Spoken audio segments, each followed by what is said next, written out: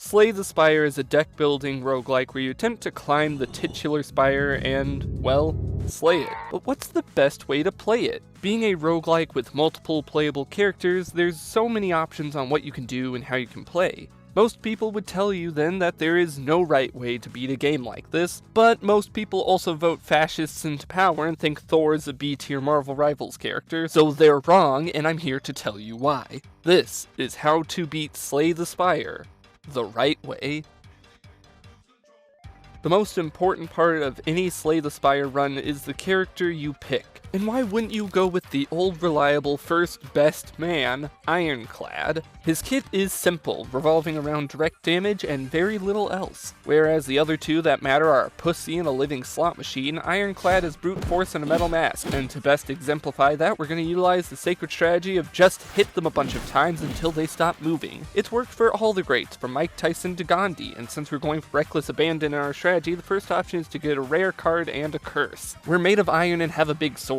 Curses like regret won't bother us, we have enough regret as is, we started a YouTube channel, and Ironclad's selection of rare cards more than make up for it. With our Reaper card in hand, we set off down a path with the most random events and the most rest sites, while also playing around the enhanced elite enemy. In Slay the Spire, you need to do a run as each of the three main characters and win to unlock the chance at the true ending, which requires us to collect 3 keys in a single run. These keys are obtained from rest sites, defeating enhanced elite enemies, and chests, so going down a path with multiple rests and events increases our chances of getting those keys early on while it's easiest. Another benefit of being so thick that our skull classifies as a blunt weapon that requires a license to use is the Burning Blood starting relic. This bad boy heals back 6 health at the end of every combat encounter, meaning if you build your deck the right way and kill everyone in your path before they can even touch you with 6 or more damage, you get a free heal. And if you take exactly 6 damage, then it's like nothing ever happened, which is always better than something bad happening. So in combat, we're gonna just ignore when enemies attack us and focus on hitting them harder. We're gonna make sure we also only take cards that cost 0 or less, like Clash and Anger, or power cards like Inflame. Clash is one of the more underrated cards in Ironclad's arsenal, doing a solid 14 damage.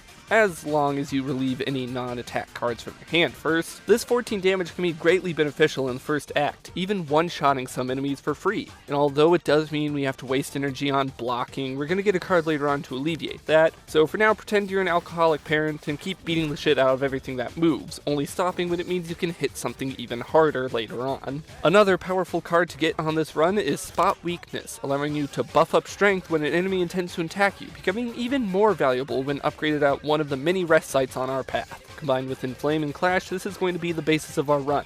Just hitting things really hard. And after blitzing the elite, we have the big card that we've been looking for, Second Wind. This card basically removes every non-attack card we have in our hand and gives us block based on how many it removes. Well, gee willikers, Batman, we have a card that benefits from a lack of non-attack cards in our hand. And we'll have a good amount of block while we're at it. Most players will claim that this is a bad idea to use early in combat, as it's getting rid of most of your blocking potential and leaves you wide open.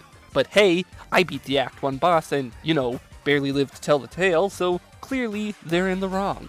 Get Offering, a card that causes us to lose health while also drawing more cards. Grab the Runic Cube so we can maximize our card draws, and we're well on our way to turning the Ironclad into the Juggernaut from Marvel. The next card that we get on our checklist of malice is Dual Wield, allowing us to duplicate Clash for more clashing. We're going to use the same strategies from Act 1, opting to try and hit as many rest sites for upgrades and event rooms for potential relics as often as we can. On the way up, we get Juggernaut, not from Marvel, so that we can deal damage when we block. Bottled Flames, we always start with a Clash in our hand, and Centennial Puzzle, because I guess this big damage playstyle also doubles as a Masochist's wet dream. Look, from this point on the strategy just kind of becomes duplicate Clash, beef up with Flex, Inflame and Spot Weakness, exhaust anything from your hand that doesn't deal damage, and using every sharp object while also damaging ourselves in the most efficient way possible to draw more sharp objects. And we loop like that until they all die, like an Ouroboros, but made of knives. We don't even need too many other cards added to our deck, just more Clashes, Spot Weaknesses, and you can stroll on through Act 2 and 3 with little problem. Here, you wanna know how long it takes me to beat the Act 3 boss with this set?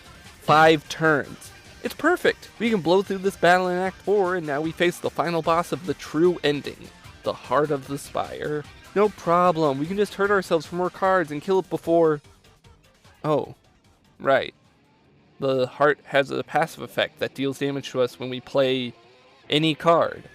So even though a portion of our strategy revolves around taking damage, we can't keep up with it and die. Shit. Maybe it's time we go back to the drawing board. An Ironclad deck like this is great for outright damage and blowing through enemies, but it lacks both survivability and variety. Maybe we need to be a bit more subtle, a bit more subdued, a bit more silent. The Silent is the second main playable character of the game, with their playstyle revolving less around being a rampaging bull like Ironclad, and more like a calm turtle with a poisoned shiv. Instead of burning blood, Silent's starting relic is the Ring of the Snake, allowing you to draw 2 additional cards from your deck at the start of combat. This is helpful for the more thoughtful playstyle of Silent, as many of their cards work by way of drawing more and discarding from your hand to enhance other cards. But in a way, they also work similarly to Ironclad, with several zero-cost damage cards, such as Endless Agony and the ever-helpful Shiv. Shivs specifically are great for being zero cost. Sure, they exhaust, meaning you can only use them once, but many skill cards and power cards at Silent's disposal add Shivs to your hand, such as the first card you should aim for as Silent, Infinite Blades. If you're lucky like me, it'll be in the first shop you try, so the first tip of this run is to be more like me. So stop paying your taxes and learn to hate Yetis. Shivs will be the cornerstone of this run. You will learn their intricacies, you will learn to love the Shivs, and most importantly, you will learn to be like the Shiv. Humble, yet powerful. This power will be accentuated by the arrival of relics like Ice Cream and Wrist Blade, the most powerful relic in a Shiv run, with Ice Cream letting you save unused energy between turns and Wrist Blade giving zero cost cards for bonus damage. Now you're getting it? You understand now? It's all the same! This is just a Clash Anger Ironclad run, but now we have a few extra options at our disposal. It's brilliant! We can hit them with a large amount of poison, we can utilize our skill cards more effectively, and most importantly, we can throw in some good old-fashioned RNG with Dead Branch. Dead Branch is another powerful relic in this run because it gives us a new card every time we exhaust one, and since Shivs always exhaust, we're basically never going to run out of options in combat. We can get anything from Envenom, skills that grant more Shivs, oh and look, even my tax statements. Just discard those, we don't need them. I mean, what can stop us? We're constantly getting new cards and using them up just as fast, literally adapting to any new combat encounter by just throwing daggers at our problems until something better comes up. This is the most human experience in a video game I've ever had. Of course, I enter Act 3 and see the bosses. Let's not worry about that yet. We still have an entire floor to pillage and plunder, as is my God-given duty as an American with a briefcase full of knives and arsenic. I mean, just look at all of these encounters, all these shops, all these things to stab. I even go and bully a boss from Act 1 to prove a point. If I just keep running around with sharp objects, there's no way I can fall flat on my face and get hurt by it. Alright, so I got a couple more relics and even a fairy potion. This Time Eater guy doesn't scare me at all. Okay, well, he scares me a bit because his main gimmick is only allowing me to play 12 cards in a row before interrupting and getting stronger. And, you know, my whole gimmick is playing as many cards at once as I can, but come on, I'm the big strong guy with Shivs and poison, and I'll just, okay, yeah, he does a lot of damage and stopping my turn is annoying, but look, my bottle activated. I cheated death once. I can do it again. Okay, so I have no good cards to use, nor Shivs to replenish, and I'll just, I'm dead. So it's clear that running headfirst with an armful of swords and punches isn't good, nor is running in with guaranteed shivs and a little randomness in what will happen next. What if we just dial the random bullshit up to 11 and let Niao take the wheel? The Defect. Ironclad may have a steady stream of damage, Silent may have options out the wazoo, but Defect has Lightning Orb.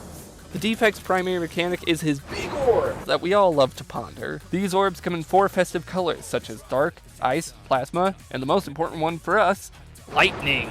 The Lightning Orb automatically activates at the end of your turn, dealing 3 damage to a random enemy. 3 damage is a whole lot, but there's so many ways to stack damage. Ignoring the relic that gives you a free Lightning Orb at the start of every turn that you start with, you can play more Lightning Orbs themselves, you can get Thunderstrike to deal damage depending on how many Lightning Orbs you've summoned, or Storm to get more Lightning Orbs when you play any power card. Ooh, we have power cards. I didn't go over the importance of each card yet, but Defect utilizes power cards the most out of any other hero. Not only having 2 different cards around getting more power cards mid-combat, but having by far the most powerful power cards out of everyone. You've got power cards that increase the damage your lightning does, power cards that increase how many orb slots you get, power cards that heal you after combat, and power cards that double the first card you play each turn. Am I saying power card too much? And every single Defect run's success hinges on getting exactly one relic. The Mummified Hand. This beautiful, Amazing, wonderful maroon colored extremity makes a random card in your hand cost 0 after you play a power card. This is not only powerful when you have power cards costing 2 to 3 energy, but perfect for the aforementioned cards that give power. White Noise creates 1 free power card, which is already good, but Creative AI is the real combo card here. 1 new power card at the start of your turn, combined with Storm, means you become something akin to Thor with how much lightning is going to be going around. So yeah, that's the plan. Accumulate lightning and power cards to fry everything within a 10-mile radius. Defect has some other nifty cards that can help here and there, like Melter, which completely disintegrates the shield of an enemy before damage is dealt, or the other orbs that do something, but who cares? We have lightning! Beautiful lightning! We smite everything in our path with randomly assigned damage values. Sure, sometimes it doesn't hit who we want to hit and we take damage, but who cares? Power cards that heal! Look, I know this section is the shortest one, but it's the easiest to understand. We're harnessing the power of the storm in the palm of our hands. We're becoming gods. Lightning shoots from my fingertips. Nothing can stop me. Wait, fuck this guy. This is the awakened one. He's a boss that gets a buff every time we use a power card. You can see where this goes, right?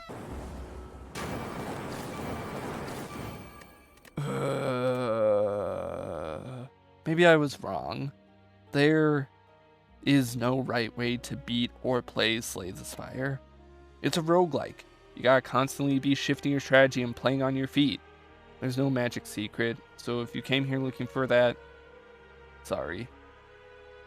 Wait, maybe there is an idea of what you can do, of what I can do, of what I can show you. Wait, what? Did you expect me to say the Watcher?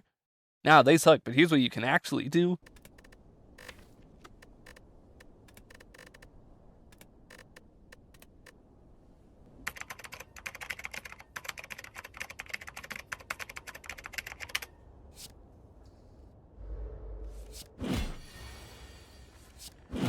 Now this.